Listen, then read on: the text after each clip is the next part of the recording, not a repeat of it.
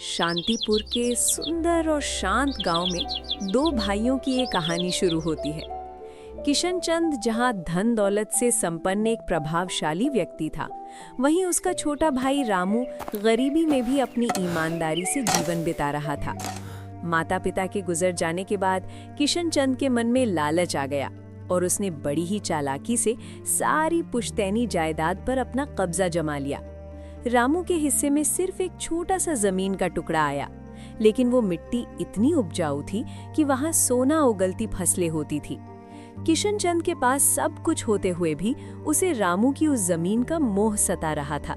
वो बस सही मौके के इंतजार में था। जब रामू पसीने में लथपथ खेत जोत रहा था, तब किशन चंद अपनी नई चाल के साथ वहां आ पहुंचा। कैसे हो भाई? काम कैसा चल रहा है? सुनने में आया है कि तुमने अपने बेटे मोहित को शहर भेज दिया है। बात तो अच्छी है, लेकिन भाई ये जमीन तो बहुत छोटी है।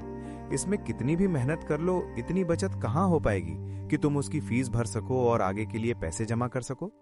मुझे नहीं लगता कि इस छोटी सी खेती से तुम अपने बेटे के सपने पूरे कर पाओगे। सच कह रहे हैं भैया, मुश्किलें तो बहुत हैं, पर मैं हार नहीं मानूंगा। अगर जरूरत पड़ी तो मैं लोन उठा लूंगा, पर अपने बेटे को शहर में जरूर पढ़ाऊंगा।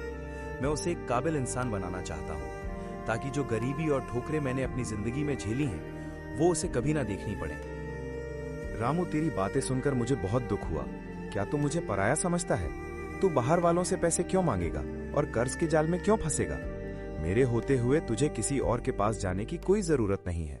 मैं तुझे इस तरह मुसीबत में कभी नहीं देख सकता। मैं तेरा भाई हूं और तेरी हर संभव मदद करूंगा। भैया, आपकी बातें सुनकर मैं उलझन में पड़ गया हूं। आपने मदद की बात तो की, पर मैं समझ नहीं पा रहा हूं कि आप असल में क्या कहना चाह रहे हैं। अरे भाई, तू तो फालतू में ही परेशान हो रहा है। मेरा कहने का मतलब सीधा सा है। जब तक मैं जिंदा हूं, तुझे पैसों की चिंता करने की जरूरत नहीं है। तुझे अपने बेटे को शहर में पढ़ाना है ना, तो उसके लिए जितनी भी रकम लगेगी वो सब मैं दूंगा। आखिर मैं तेरा सगा भाई हूं और मेरे पास इतना धन दौलत किस काम का, अगर वो तेरे ही काम ना आ सके। भैया, आपकी उदारता के लिए बहुत शुक्रिया, पर मेरा मन ये मानने को तैयार नहीं है। मैंने हमेशा अपनी मेहनत की कमाई पर भरोसा किया है और कभी किसी के आगे हाथ नहीं फैलाया। अब अचानक आपसे इतनी बड़ी मदद लेना मेरे स्वाभिमान को ठीक नहीं लग रहा है। मैं कर्ज लेकर बोझ तले नहीं दबना चाहता। नहीं नहीं रामू, तुम गलत समझ रहे हो। मैं तुम्हें मुफ्त में पैसे लेने को नहीं कह रहा। तुम अपना स्वाभिमान बनाए रखने के लिए अपनी जमीन मेरे पास गिरवी रख दो। जब तुम्हारे पास पैसे आ जाएं, तो अपना खेत वापस ले लेना। देखो, बाकी दुनिया भी तो ऐसे ही काम करती है, तो फिर अपने भाई पर भरोसा करने में क्या बुराई है? नहीं भैया, ये मुमकिन नहीं है। ये खेत ही मेरी जिंदगी का इकलौता सहारा है और इसी से मेरे बेटे का भविष्य जुड़ा है। मैं इसे गिरवी रखकर अपनी उम्मीदें नहीं खोना चाहता। मुझे यकीन है कि इसी खेत में पसीना बहाकर मैं अपने बेटे के सपने पूरे कर लूंगा। इसलिए मुझे क्षमा करें।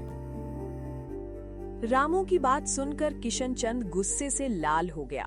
उधर रामू भी सब भूलकर अपने खेत के काम में जुट गया। इसी तरह धीरे धीरे कुछ और दिन बीत गए। किशन चंद के मन में लालच की आग लगी थी। वो सोच रहा, चाहे जो हो जाए, वो खेत तो मैं लेकर ही रहूंगा। काफी देर तक तिकड़म भिड़ाता रहा कि रामू को जाल में कैसे फंसाया जाए। तभी उसे एक जबरदस्त उपाय सूझा और वो एक नई उम्मीद के साथ रामू के दरवाजे पर जा पहुंचा। रामू, तुम्हारा जज्बा देखकर मुझे बहुत खुशी हुई। मैं सिर्फ अपना फर्ज निभाना चाहता हूँ और मुझे उम्मीद है कि तुम मेरा दिल नहीं तोड़ोगे। अगर तुम्हारे मन में मेरे लिए रत्ती भर भी सम्मान है और तुम मुझे बड़ा भाई मानते हो, तो इस बार तुम्हें मेरी बात माननी ही पड़ेगी। ठीक है भैया, मैं आपकी बात का मान रखूंगा। आखिर आप मेरे बड़े भाई हैं। बताइए, आपके मन में क्या बात है? भाई, मैं तुम्हारी मुश्किल का हल लाया हूँ। तुम मेरी वो बड़ी जमीन ले लो जो तुम्हारे खेत से 4 गुना ज्यादा उपजाऊ है। वहां खेती करके तुम रातों रात अमीर हो जाओगे और बेटे को अच्छे से पढ़ा सकोगे। बस थोड़े समय के लिए हम अपनी जमीनों की अदला बदली कर लेते हैं। मेरी बड़ी जमीन तुम्हारी और तुम्हारी छोटी सी जमीन मेरे पास रहेगी। रामू के मन में एक अनजाना डर था, पर किशन चंद की चिकनी चुपड़ी बातों और भाईचारे के वास्ते को वो टाल ना सका और समझौते के लिए तैयार हो गया। अच्छा ठीक है भैया, जैसा आप कहें। आप मेरे बड़े भाई हैं और मेरा भला ही सोचेंगे, इसलिए मैं आपकी इस बात को मान लेता हूँ। रामू को अक्षर ज्ञान नहीं था। जिसका फायदा उठाकर किशन चंद ने चालाकी से उससे कागजों पर निशान लगवा लिए। मासूम रामू इस बात से बेखबर था कि उसने अपनी बर्बादी पर मुहर लगा दी है। वक्त गुजरता गया और एक दिन जब रामू उस अनजान जमीन पर पसीना बहा रहा था, तब कुछ ऐसा हुआ। वाह, क्या शानदार नजारा है। पूरे खेत में पौधे लग गए। कल सुबह सूरज निकलने से पहले आकर इन्हें सींच दूंगा। आज तो शरीर टूट रहा है और पेट में चूहे भी दौड़ रहे हैं। आज तो मटर की सब्जी और गर्मा गर्म रोटियों का आनंद लूंगा और फिर घोड़े बेचकर सोऊंगा। चलो भाई, घर की राह पकड़ते हैं। अगली सुबह जब सूरज की पहली किरण के साथ रामू खेत पहुंचा तो उसकी आंखों में आंसू आ गए। कल के हरे भरे पौधे आज राख जैसे बेजान पड़े थे। रामू को समझते देर न लगी कि किशन चंद ने मदद के नाम पर उसे लूट लिया है। वो जमीन पूरी तरह बंजर थी, जहां कुछ भी उगाना नामुमकिन था। हाय रे मेरी किस्मत, सब बर्बाद हो गया। मैंने अपना खून पसीना एक कर दिया, पर मिला क्या? सिर्फ ये सूखे हुए पौधे। भैया ने मुझे ठग लिया। उन्होंने मुझे बंजर जमीन थमा दी। अब मेरा गुजारा कैसे होगा? मैं अभी जाकर भैया से जवाब मांगता हूँ। उन्हें मेरा खेत लौटाना ही होगा। अंदर ही अंदर घुटते हुए रामू ने किसी तरह खुद को संभाला। उसका विश्वास बिखर चुका था। वो हारे हुए जुआरी की तरह सुबकते हुए किशन चंद के दरवाजे पर जा पहुंचा, ताकि अपनी जिंदगी का एकमात्र सहारा अपना खेत वापस मांग सके। अरे भैया, ये आपने क्या किया? आपने मुझे जो खेत दिया वो तो बंजर निकला। मेरी सारी मेहनत मिट्टी में मिल गई। मैं आपसे हाथ जोड़ता हूँ, मेरी जमीन मुझे वापस दे दीजिए। बिना उस खेत के मेरा परिवार दाने दाने को मोहताज हो जाए। जबान संभाल के बोल रामू। ये कागज देख रहे हो? इन पर तुम्हारा अंगूठा गवाह कि हमने जमीनों की अदला बदली कर ली है। अब कानूनन वो खेत मेरा है और ये बंजर जमीन तुम्हारी। चुपचाप यहाँ से निकल लो, वरना पुलिस केस ऐसा फंसाऊंगा कि उम्र भर जेल की चक्की पीसोगे। निकलो यहाँ से। धोखे के कागजात में रामू के हाथ बांध दिए थे। वो चाहकर भी कुछ न कर सका और भारी मन से घर की चौखट पर आ बैठा। कई दिन इसी तनाव में गुजर गए। तभी अचानक मोहित का फोन बजा। वो बड़े उत्साह से अपनी पढ़ाई की फीस के बारे में बताने के लिए अपने पिता को याद कर रहा था। पिताजी, कॉलेज से फीस का नोटिस आ गया है। महीना पूरा हो गया है, तो कृपया इस महीने के पैसे भिजवा देना। मुझे कल ही ऑफिस में जमा करने हैं। बेटा, घर की स्थिति बहुत खराब हो गई है। मुझे क्षमा करना, पर मैं अभी पैसे नहीं भेज सकता। घर चलाने तक के लाले पड़ गए हैं। समझो बेटा, तुम्हारा पिता बहुत बड़ी मुश्किल में फंस गया है। रामू के सब्र का बांध टूट गया और उसने रोते हुए मोहित को सारी सच्चाई बता दी। जी पिताजी, मैंने आपकी सारी बात सुन ली है। अब आप परेशान होना छोड़ दीजिए। मैं कल सुबह ही वहां पहुंच रहा हूं। अगर चाचा ने कानून का सहारा लेकर हमें ठगा है, तो मैं भी कानूनन अपना हक वापस लेना जानता हूं। बस आप अपना ख्याल रखिए। कल सुबह मिलते हैं। पैसों की कमी के कारण मोहित को अपनी पढ़ाई बीच में ही छोड़नी पड़ी। कॉलेज से नाम कटने के बाद टूटे सपनों के साथ गांव लौट आया, ताकि अपने पिता का सहारा बन सके। वाह, गांव की क्या बात है। प्रदूषण से दूर एकदम ताजी और शुद्ध हवा। शहर की भागदौड़ के बाद यहाँ आकर वाकई मजा आ गया। पिताजी ने मोहित को अपनी बेबसी की पूरी कहानी सुनाई। उन्होंने बताया कि जिस चाचा पर उन्होंने भरोसा किया, उसी ने चालाकी से उनकी पुश्तैनी जमीन हड़प ली और अब वे अपने ही गांव में बेगाने हो गए हैं। आप फिक्र मत कीजिए पिताजी।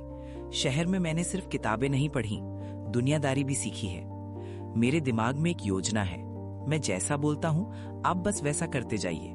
चाचा खुद जमीन वापस करेंगे।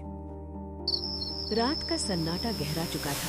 ठीक 2 बजे, जब पूरा गांव गहरी नींद में था, मोहित और रामू दबे पांव घड़े लेकर बाहर निकले। उन्होंने चुपके से बंजर खेत में गड्ढे खोदे और उन घड़े को मिट्टी में दबा दिया। मोहित के चेहरे पर एक अजीब सी मुस्कान थी, जैसे उसने चाचा के लिए जाल बिछा दिया हो। पूरे गांव में हंगामा मच गया।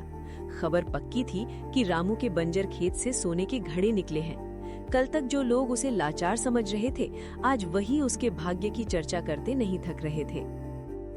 अरे भाइयों, क्या तुम लोगों ने भी वही सुना जो मैंने सुना? जिसे हम सब बंजर जमीन कह रहे थे, वहां से आज सोने से भरे 2 घड़े निकले हैं। भाई, उसकी तो किस्मत ही खुल गई। रातों रात राजा बन गया वो तो। सच कह रहे हो भाई, घड़े तो सोने के ही हैं, पर यह चमत्कार हुआ कैसे? बंजर जमीन में अनाज तो पैदा नहीं हुआ, पर खजाना जरूर मिल गया। लगता है उस जमीन के नीचे कोई पुराना राज दफन था। अरे भाई, अब रामू को किसी के आगे हाथ फैलाने की जरूरत नहीं। वे सोने के सिक्के उसकी 7 पीढ़ियों के लिए काफी हैं। बेचारा कल तक दाने दाने को मोहताज था और आज पूरे गांव का सबसे अमीर आदमी बनने जा रहा है। किस्मत हो तो ऐसी। किशन चंद के पैरों तले जमीन खिसक गई। वो पागलों की तरह बड़बड़ाने लगा। नहीं, ये नहीं हो सकता। वो जमीन मेरी है, उस पर हक मेरा है। अगर वहां 2 घड़े मिले हैं तो यकीनन नीचे और भी बड़ा खजाना छुपा होगा। मुझे अभी जाकर रामू से वो जमीन वापस लेनी होगी, इससे पहले कि वो सारा सोना निकाल ले। देखो रामू, वो बंजर जमीन पत्थर वाली है, तुम वहां खेती नहीं कर पाओगे। वो तो मेरी यादों से जुड़ी है, इसलिए मुझे मोह हो रहा है। तुम कानूनी कागज लाओ, हम अभी अदला बदली कर लेते हैं। तुम्हारी पढ़ाई छूटे बेटे को भी मैं शहर वापस भेज दूंगा, बस वो जमीन मुझे दे दो। भैया, कागजों पर अंगूठा लग चुका है और जमीनें बदल ली गई हैं, तो अब ये बात करने का क्या मतलब? आपकी जमीन अब मेरी है और मेरी आपकी। अब मैं उसे वापस नहीं कर सकता। रामू भाई, तुम तो मेरा मजाक भी नहीं समझे। मैंने तो वो सब तुम्हारी भलाई के लिए किया था। ये लो अपने खेत के असली कागज और मुझे मेरी वो पुरानी जमीन दे दो। आखिर भाई ही भाई के काम आता है। मोहित ने चाचा की आंखों में आंखें डालकर कहा, चाचा जी, अगर आप इसे मजाक कह रहे हैं तो ठीक है, आपको आपकी जमीन वापस मिल जाएगी, लेकिन मेरी एक शर्त है और वो आपको माननी ही पड़ेगी, तभी ये अदला बदली होगी। अरे मोहित बेटा, तू एक क्या 100 शर्तें रख, मुझे सब मंजूर है। बस मेरी वो जमीन मुझे वापस कर दो। मुझे अपनी गलती का एहसास हो गया है। अगर आप अपनी जमीन वापस चाहते हैं तो आपको हमारी जमीन लौटानी होगी और साथ में 10 लाख रुपए भी देने होंगे। हम तभी वो जमीन वापस करेंगे जब ये सब कुछ कागजों पर लिखित में तय हो जाएगा। मंजूर है। किशन चंद मन ही मन सोचने लगा। 10 लाख रुपए की रकम तो बहुत बड़ी है, लेकिन अगर उस जमीन में सोने के घड़े हैं तो 10 लाख क्या, वहां तो करोड़ों का माल दबा है। 10 लाख देकर अगर करोड़ों मिल रहे हैं तो ये सौदा बुरा नहीं है। अरे मोहित बेटा, 10 लाख क्या, मैं तुझे सब कुछ दे दूंगा। हाँ हाँ, मुझे तुम्हारी हर शर्त मंजूर है। मैं कल ही पैसों का इंतजाम कर लूंगा और कागजात पर साइन भी कर दूंगा।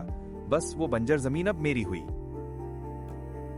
अगले ही दिन किशन चंद ने कांपते हाथों से कागजों पर साइन किए और 10 लाख रुपए रामू के हवाले कर दिए। जैसे ही कागजी कार्यवाही पूरी हुई, उसके सिर पर खजाने का भूत सवार हो गया। वो तुरंत अपने नौकर भोलू को ललकारते हुए खेत की तरफ निकल पड़ा। अरे देखते क्या हो भोलू, खुदाई शुरू करो, पूरा खेत खोद मारो और जहां कहीं भी वो सोने का घड़ा छिपा है उसे निकालकर मेरे सामने रखो। आज हमारी किस्मत चमकने वाली है। जी सरकार। भोलू पूरा खेत खोद मारता है, पर उसे सोने का एक सिक्का तक नहीं मिलता। खाली गड्ढों को देखकर किशन चंद की चिंता बढ़ने लगती है। उसे अपनी आंखों पर यकीन नहीं हो रहा था कि 10 लाख देने के बाद भी उसे कुछ नहीं मिला। भोलू, देख भाई, कुछ तो मिला होगा। कुछ सख्त सा टकराया क्या? जल्दी बता, कुछ मिला क्या? माफ करना हुजूर, मैंने अपनी पूरी जान लगा दी और पूरा खेत खोद दिया, लेकिन मुझे अभी तक तो कुछ भी नहीं मिला है। यहाँ तो दूर दूर तक किसी घड़े का निशान भी नहीं है। धोखा हो गया, बहुत भारी धोखा। हे भगवान, ये क्या हो गया? लालच के चक्कर में मैंने अपनी जीती बाजी हार दी। उन दोनों ने मुझे ठग लिया और 10 लाख भी डकार गए। हाय रे, मैं तो बर्बाद हो गया। अब मैं गांव वालों को क्या मुंह दिखाऊंगा? लालच इंसान को अंधा कर देता है, जैसा किशन चंद के साथ हुआ। जो दूसरों के लिए गड्ढा खोदता है, वो खुद उसी में गिरता है। मोहित की बुद्धिमानी ने उसे उसका हक वापस दिला दिया।